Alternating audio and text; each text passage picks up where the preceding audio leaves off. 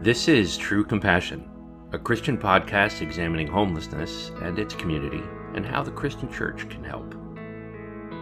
Hello, I'm your host, Pastor Eric Leidick, and this is True Compassion. Today we're talking to a good friend of mine, Derek Strauss. Derek is the founder, CEO, and principal consultant of Gavroche USA.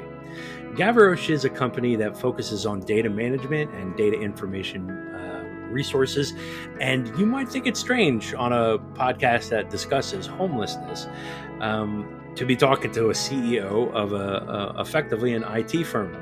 Well, Derek has another side of his life. Derek and I have known each other since about 2012, and he's from South Africa, but now lives in Texas. And once Derek and I actually met each other and we started talking, we found out that we have something in common: our faith in Jesus Christ.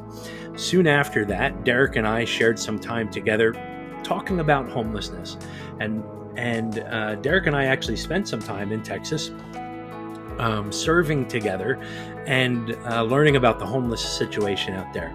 Now, I thought it would be interesting to speak with Derek, who's now invested in homeless ministry, is working with some other organizations, so we can get a look at what it's like to experience homelessness in the Dallas-Fort Worth area.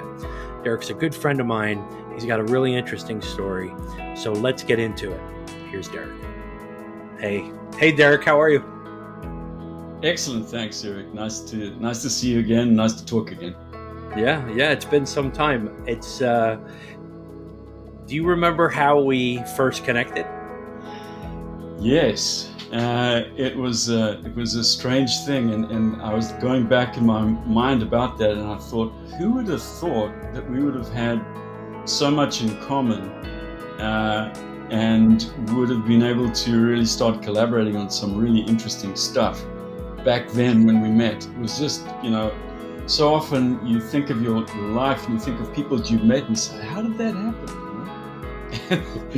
There's someone who was, behind the scenes, I think, in this. But yeah, it goes back to, I had just joined TD Ameritrade as the Chief Data Officer, and I was going around trying to meet all of my team, and I met you. Yeah. I thought I'd heard about this guy that was a really good data architect and an enterprise architect that had been doing a bunch of really interesting things, and that's how we met. And pretty soon we started recognizing that we had some stuff in common and started talking about interesting things. And you were the one that actually, started talking about homelessness, and I was captivated by what you were saying. What year was that when we met? That was like 2012. Yeah, about that. Yeah, early in 2012, or even maybe late 2011. I'm not sure, somewhere around there. Because let's see, I had come in initially doing a bit of consulting work there for a month or two. And then only did I convert to a full-time executive role there. So yeah, it's true. I probably met you before I realized that we would be on the same team. Yeah. That was a surprise, actually. I remember that day. It was a good surprise, though. So that was fun. All right, cool. Yeah. So we found out that we both had a faith. Yes, and our faith was very similar, so that was really cool. Can you share how that faith developed in you? Yes. Yeah, it was, I think like most people, it's a journey. I was born and raised in Rhodesia. My mother was a Sunday school teacher at a Methodist church, and, for all the way through my childhood, we were regular church attenders, but it wasn't any kind of deep commitment on my side up until probably 12 or 13 years old, where I started realizing that this is real. This whole thing is real, and I suppose to some extent it might have been fueled by the fact that our country was at war. We were submerged in a terrorist war, fighting pretty much for our lives, So life took on a serious note to it. And anyway, fast forward to finishing my university in South Africa and immigrating from Rhodesia, which is now Zimbabwe, to South Africa at graduation. I got married straight after my final exams at university. And so as a young married couple, my wife and I, for the first year of our marriage, we're all, thinking through what do we want to be when we grow up, and talking through, all the very important questions about, what is life all about, and so on. And I think both of us came to a realization during that first year of our marriage that we really needed to commit our lives completely to God and His way. And we were baptized together after our first year of marriage. And from then on, did we get it all up front? No. Again, it's still a journey. And I think we're learning today still, I mean, every day is a new experience. And it's a fascinating ride. That's all I can say. Yeah. And you've had the opportunity to serve in a couple of different places and a couple of different capacities, right? Yes. Yeah. We were, when we left South Africa, one of the things that I'm always going to be grateful for, my wife and I entered another denomination, if you like, together.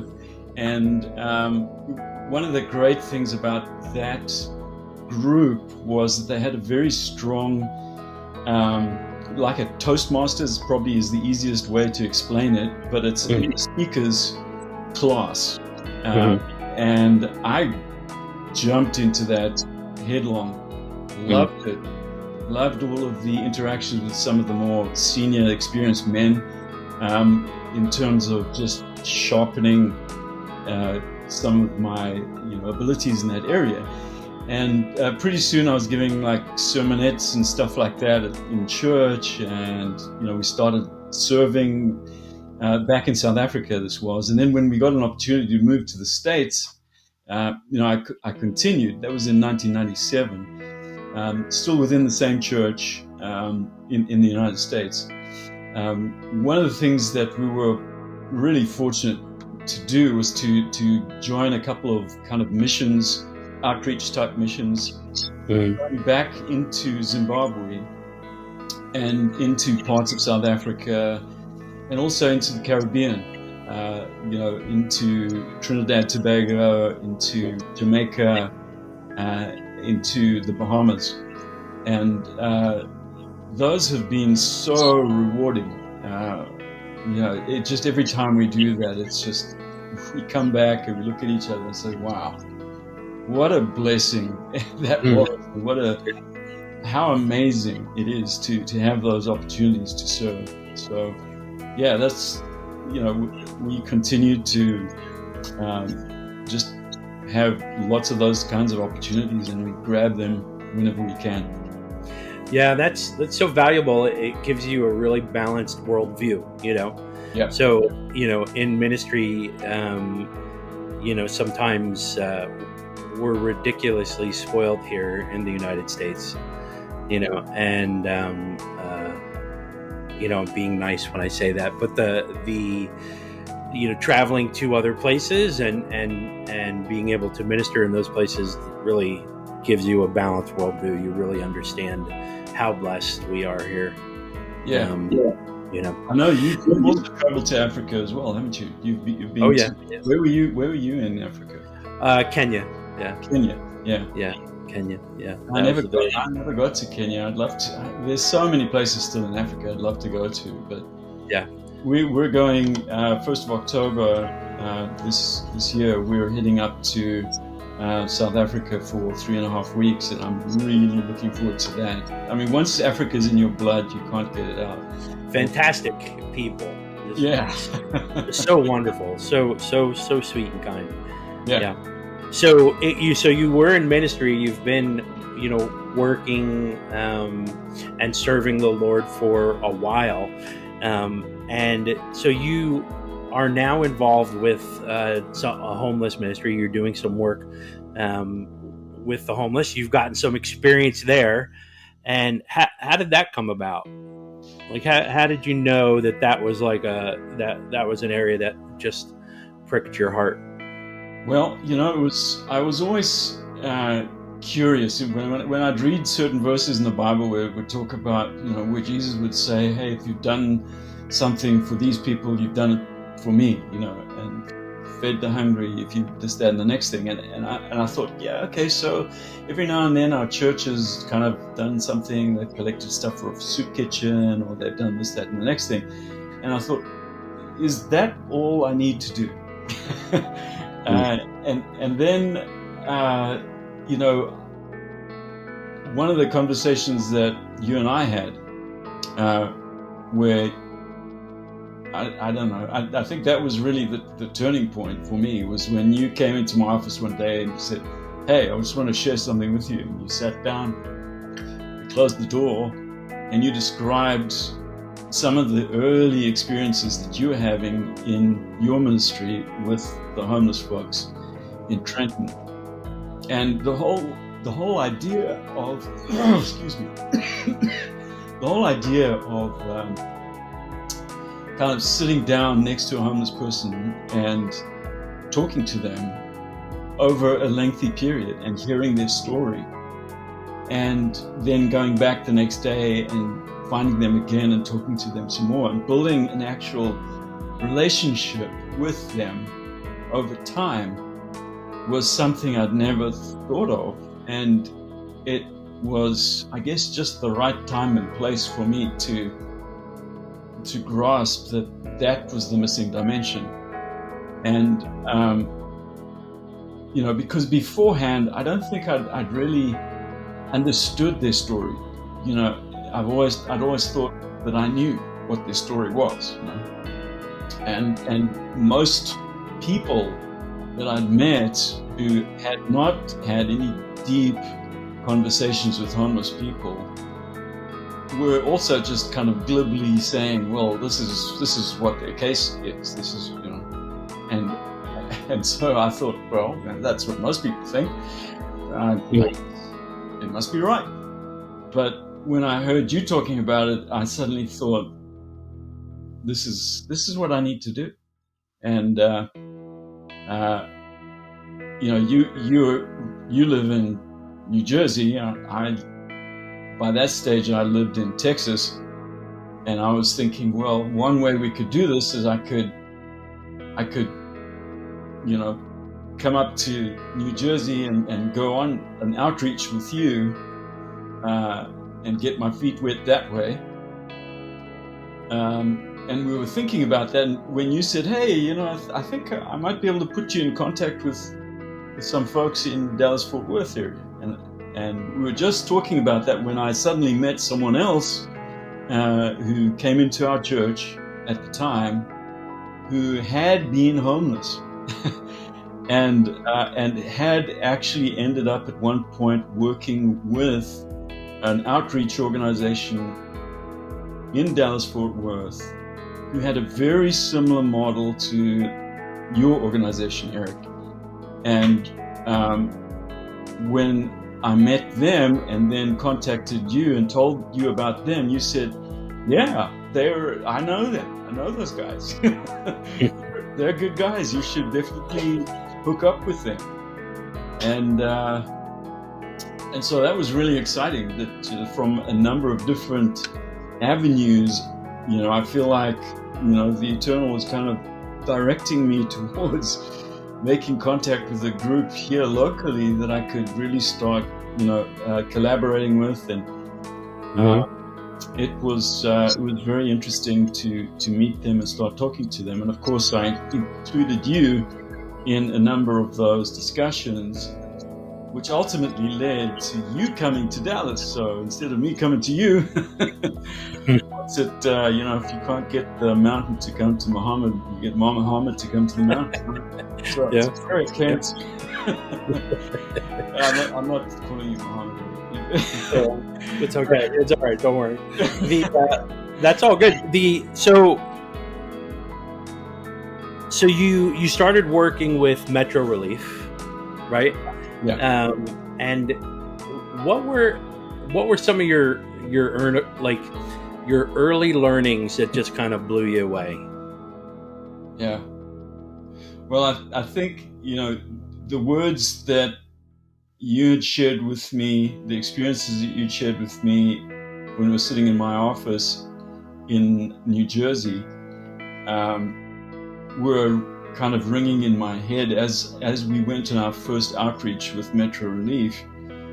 And, one of the things that really impressed me about the preparation before we actually arrived on site to meet up with the homeless folks was, some of the prayers that were offered up in terms of just asking God to bring us into contact with people that would really be people that we could help, match us up, because there were like 20 volunteers on the bus and, like 150 homeless people. So how, in the 3 or 4 hours that we were going to be there, how would we know, which volunteer and which homeless folks would be the right pairings, to have in-depth conversations that would really make a connection and would be able to really help, and encourage and so on. And it was amazing at the end of the outreach when we went back in the bus afterwards and people were sharing the highlights of their experience, how many times people were saying, hey, my job, I'm a plumber, and the first homeless dude that I ran into was a plumber. How did that happen? What's the odds that would have happened? And we immediately struck something in common that we could talk through, and I mean, that's just one example. There's countless examples like that. But I think the main thing really was that 90%, if not more than 90% of the people that we met, when we asked them, is there something you'd like us to pray about with you? 90% had a prayer. 90% wanted you to pray. And I was like, wow, I had not expected that.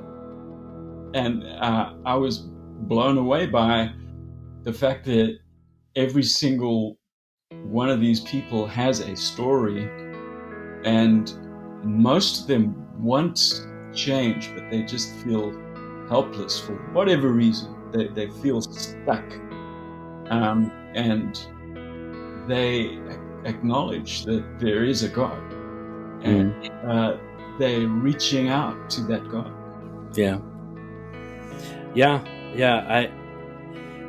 What does the homelessness situation look like in Dallas-Fort Worth? Well, it's one of those things where you kind of look at the magnitude of the problem and the rate of increase of the problem, and you think, how's this ever going to get completely solved this side of the return of Jesus Christ? And you can just get overwhelmed sometimes when you look at it, and I think the key is to realize that you can make a difference one person at a time, and just to be encouraged by that, and not necessarily to look at the magnitude, because you can get despondent. Because I think, like in every city in the world, literally, homelessness is getting worse. The problem's getting bigger, and it's not because, people don't want to try and help, but I think a lot of people, A, don't understand homelessness, don't understand the stories of homeless people. And B, I think a lot of the organizations and the people that are trying to help are doing it in an uncoordinated fashion. And they're kind of stepping all over each other. And I think there's massive room for, really doing things more effectively. And I think we're doing the right things, but I don't think we're doing them effectively. Efficiently. Efficiently, there you go. Yeah. So, communication between all the parties who are trying to serve, I think, really is what it comes down to.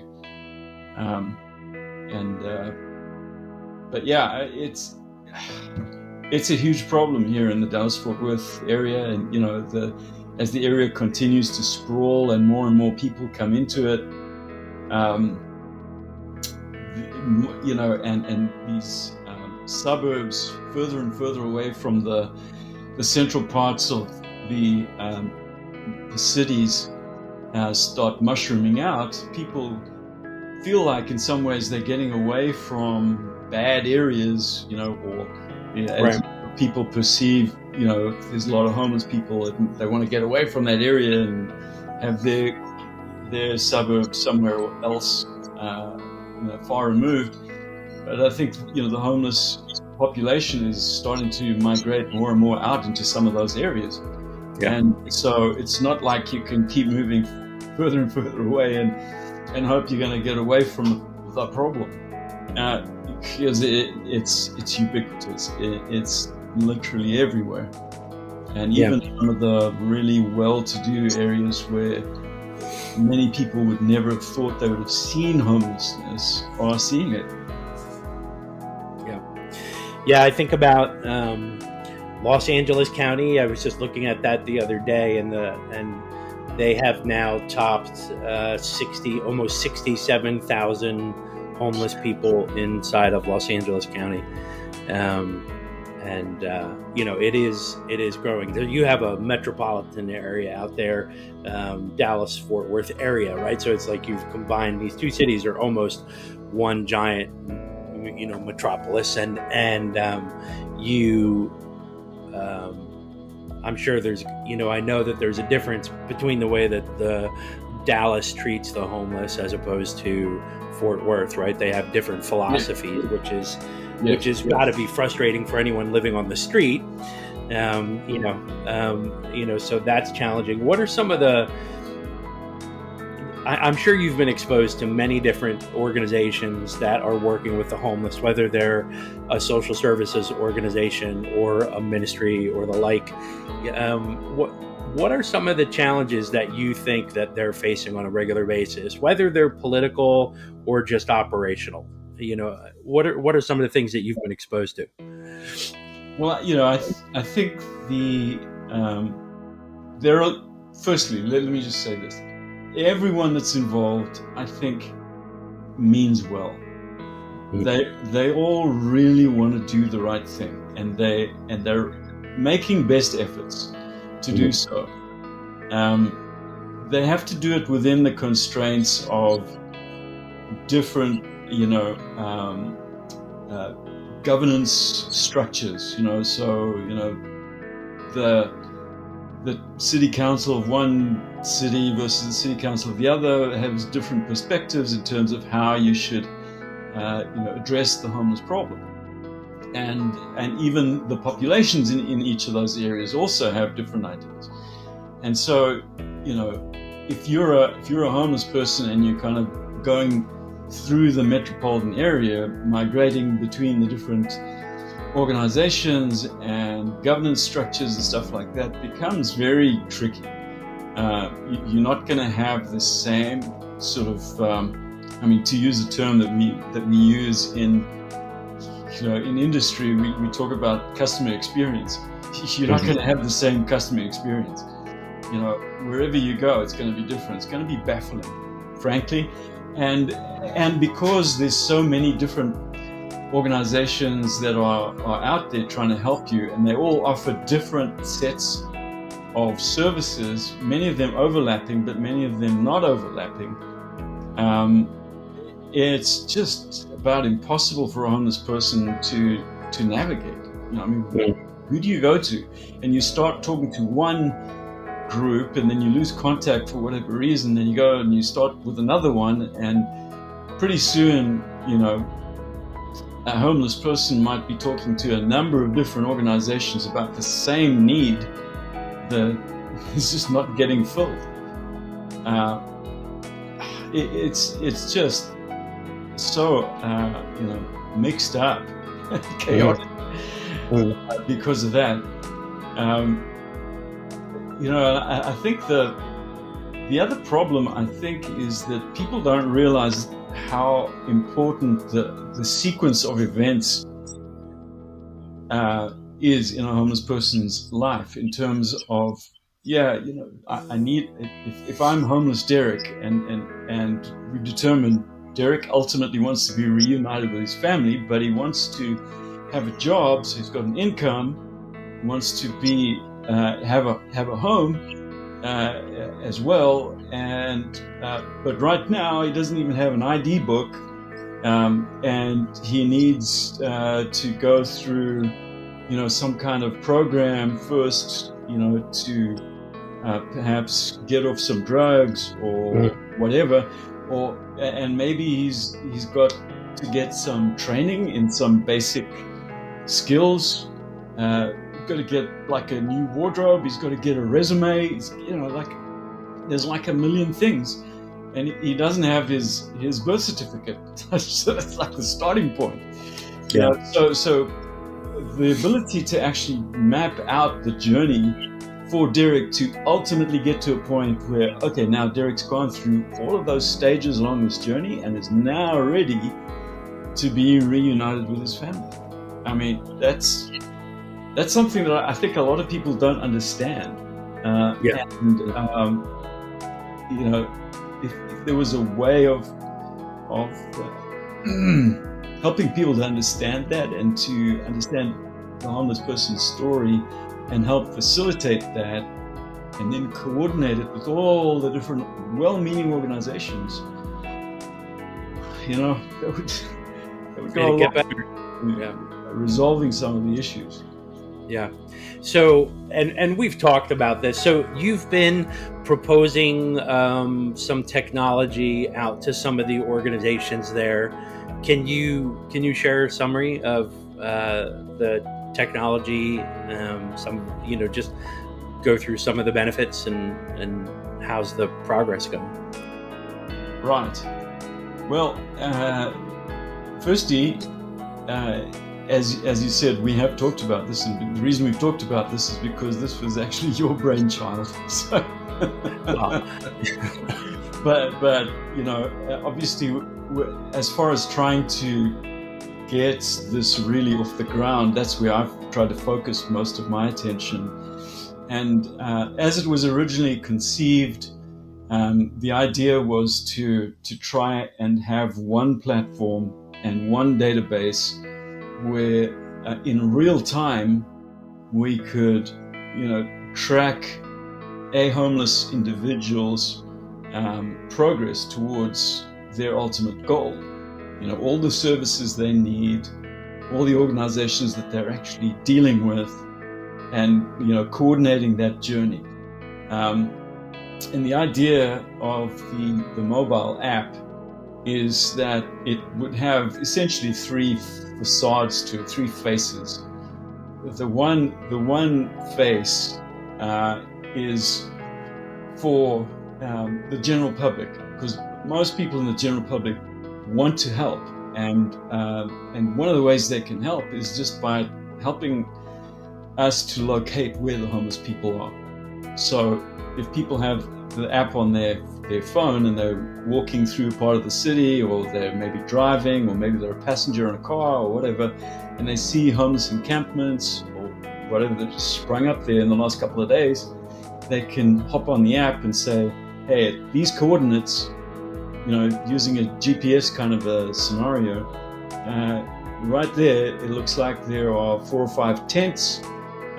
We've seen about 10 homeless people, a couple of dogs, pets of the homeless folks. Someone can go check that out. That's huge benefit for the rest of the people that are trying to, galvanize their organizations to do this. Because, as you know, Eric, it turns out that 80% of the time of organizations trying to help the homeless is spent trying to find the homeless, just locating them. So if we've got, some real-time markers saying, hey, we've just seen a bunch of homeless people in this area, that's really cool. And so some of the mobile units can actually drive their buses over there and say, hey, let's start introducing ourselves to this particular little group and see if we can help them. So that's the one facade. So number 1 of 3. Number 2 of 3 is for the organizations that are trying to help. So this would be both the outreach organizations, which is churches and the like, and as well as the service organizations. And this is not so much on the locating of the homeless folks. This is more about assessing their needs. So this portion of the mobile app has the ability to really talk about, homeless Derek. What does homeless Derek need? This is his journey. He needs a birth certificate. Then he needs an ID document. Then he needs someone to help him with a resume. That blah blah blah blah. He might have like 20 different needs that have to be fulfilled, and that goes straight into a work queue. And all the different organizations that are going to collaborate together to fulfill Derek's needs in his journey have direct access to that and can now pick up the pieces that they specifically are going to contribute to, and they can see who else is involved and start, connecting and collaborating with the other organizations along the way. So, that's the second facade, is for the outreach and the service organizations to do the assessment and then to start fulfilling the needs. And then the third facade is one for the homeless folks themselves, where they can make themselves findable, locatable, just like you would in an Uber app. Uber doesn't know where I am 24/7, but when I need an Uber, I hop on and I say, hey, I need an Uber, and it can find me. All the Uber drivers in the area can find me for that time. And then after that, after the trip is over, I switch it off and it can't find me anymore. So for the homeless person to be able to be found, to connect with people that are trying to help them, and even to do self-assessments, that would be really the third of 3 facades around this app. And the beauty of it being that all of them operate off the same real-time data. So it's not a batch thing. There are plenty of systems out there that people have put together which are batch-oriented, which is okay. It's better than nothing. But the problem is, a lot of things happen between the time that you have the interactions and the time that the batch gets updated. And there's that disconnect that takes place during that lag time, which just, can completely mess everything up. Yeah, and for most people who are struggling in homelessness, if you talk to them, it's really common to get this question. It's Monday, right? Or it's today's Wednesday, right? No, it's actually Thursday. Oh, it's very common to get that, because you just lose track of, because of the condition that they're facing. They just lose track. Right. Yeah, that's, I think I do think an app like that would be so important. It's pretty common to see an organization start down the road of, hey, I'm going to get you your birth certificate, and I need you to come into the office. We'll fill out this form, and there's an agreement, but they missed the appointment. And then to get back around to them again is, it's a matter of, being in a folder on someone's desk as a part of, sitting in the queue with some ticklers and some reminders, right? As opposed, that would be a lot more useful. How many times I've seen people like, hey, we've got a place for you. We just have to meet up, and they just keep missing their appointments. And then eventually they lose their place because it's given to the next person, that, is actually able to, to stay on their schedule. So really challenging stuff, really, really painful too, to watch organizations, have so many false starts where you're running down a road with somebody and then they disappear. Yeah. Wasted effort, and it's terrible to use the word wasted effort, but I guess that's what it ends up being, Yeah. You put all that effort in and that person's gone. Yeah. And it's multiplied over and over, because it's not just one time that it'll happen for a particular individual. Very often it'll happen many times over, and sometimes simultaneously. So if you look at the amount of resources that gets poured in, from federal, from state, from all sorts of different angles, you think, man, how much of that is really getting just blown away? Yeah, I would say quite a bit. But I'd hazard a guess, but it might be wrong, but probably right. And just to have a centralized database would be so useful if an outreach organization swung across and met someone and just was able to look in a database and just say, oh yeah, you're working with all these guys, we know them, how's that going? Well, I haven't been able to connect. All right, well, you want to do it now? Let's make some phone calls. I got your caseworkers' names. Let's make some phone calls. How about it? And you could advance people from any position, from wherever they were, whether they were in the mission on the street or they had disappeared and come back. You can pick back up on. You don't have to have wasted effort. If you have that centralized resource. Right. Yeah, it's really, really useful. So how's it going? How's it going with getting people to kind of grab hold of the concept? Well, we've tried for a number of years at a lot of different avenues to try and get funding, to try and get organizations, well-meaning organizations, to put something into this, because we've got a beta version, but it's a beta version, and if we want to turn it loose on a big metropolitan area like Dallas, Fort Worth, or Los Angeles, or Rome, Italy, or wherever. It's going to die. It's going to fall over on its back and die. It needs to be rewritten on a more robust platform with a lot more rigor around it, to be able to really stand up to and deliver the kind of service that is going to be required.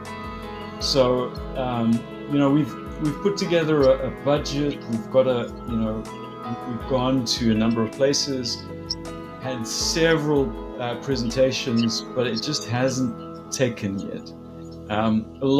Everyone sees the vision. Everyone can see this is the way to go, but somehow we're just not getting the funding, and we need somebody like Elon Musk, right? So Elon, if you're listening, yes. Right. Yeah.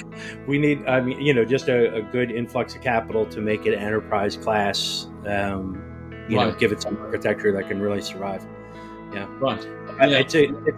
It's a good endeavor, and you're the right man for the job without a doubt. I mean, it's. Well, I'm going to keep knocking on doors until I can't knock anymore. Until my knuckles are raw. All right. So we've been on for like 37 minutes. Let me just ask you just like one final question. So just kind of search your heart for a minute. And what is something that you think the average follower of Christ needs to know about the homeless? Like what are we generally missing?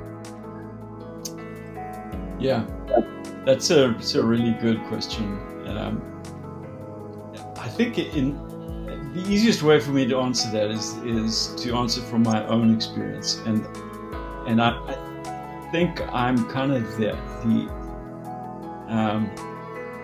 I think most Christians are not unlike what I've experienced in the past, is that you kind of academically know that the homeless folks are out there and that they need help. And that's good. And I think that a lot of Christian individuals, and not only Christian individuals, many other religions as well, have really done some wonderful things in terms of collecting stuff for soup kitchens, even manning the line at a soup kitchen and passing out food and soup and stuff like that. But I think the actual value comes in doing the kind of thing that you guys do, Eric, in Restoring Hearts Ministries, and that Metro Relief does, in terms of really talking to a homeless person. I think until you've actually had an opportunity to sit down one-on-one, eyeball to eyeball, looking into the face of a homeless person and asking them the question, how are you holding up? Mm-hmm. And just listening to them. Not trying to solve their problems, just listening to them for an hour or 2 or 3. And then praying with them if they so wish. I think that is an amazing experience, and it takes it to the next level. That's when you really start realizing these people they don't just need some food, in a food kitchen. They don't just need a hello, hi, how are you type of an interaction. They need someone who can sit down and recognize them as human beings, with a story. And it helps them, but it also is enormously enriching for you as the outreach volunteer to have that experience. It really is the first time that I've really started fully understanding some of those references in the Bible about how important it is to treat homeless people and the fatherless and the widows, etc., in the way that Christ did. And I'm certainly not downplaying or diminishing the importance of serving in a soup kitchen, etc. That's all important stuff, and it's praiseworthy.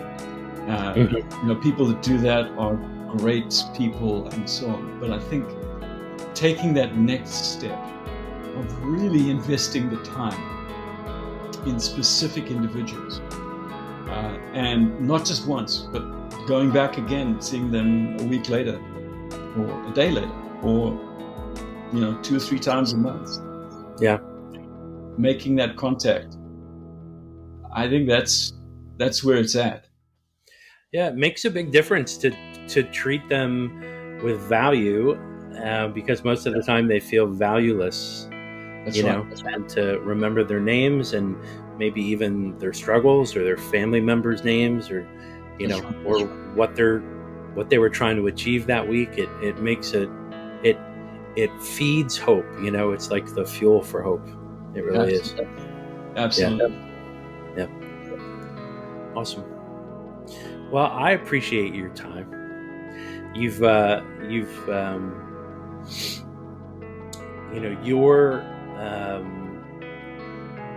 service and the way that you've been, like growing in this has been inspiring to me. It's nice to see, somebody with such a gentle spirit and a nice heart, reaching out and doing work that's so close to my own heart. It's certainly created a deep affection for you because of the work that you're doing. I really do appreciate it, and I'm thankful that you took the time to talk with me for a little bit today. Well, feelings mutual, big guy. Feelings mutual, and Denise and I are very thankful for the fact that our paths crossed with you, because it's just been another whole dimension in our Christian walk that has opened up, and it's amazing. It's been a huge blessing. So I am convinced that at the appropriate time, the right thing will happen. And it's all in God's hands. Let's see where it goes. Yeah, absolutely. All right, my friend. Thank you so much. All right. Thanks, Eric. Take care. Godspeed. Bye. I believe in my heart that it's going to take men like Derek, organizations like Metro Relief, like City Relief, like Restoring Hearts Ministries, that are going to make the difference in the battle against homelessness. Unfortunately, the social services system is not set up to solve this problem. They really only treat the symptoms. What is required is an organization that can bring hope, and that organization is the church. Those that take the Great Commission seriously understand that not only are those in the suburbs people that we should be ministering to and reaching out to, but also those who are lost on the street, struggling in homelessness and addiction or prostitution or in the gangs. The church has the responsibility. I'm thankful for men like Derek that have seen the pain that exist inside the lives of those who are struggling in homelessness and have made it their personal mission to make a difference in the name of Jesus. I hope that you enjoyed my conversation with Derek. I love him very much, and I'm just so thankful that you guys took the time to listen. I'd love to hear your comments, and if you'd like to reach out to us, you can email us at outreach@restoringhearts.org, and I'd be happy to answer any of your questions. Thank you so much for listening. This is True Compassion. Again, thank you for your time and for listening. This is True Compassion. God bless you. True Compassion is an RHM production.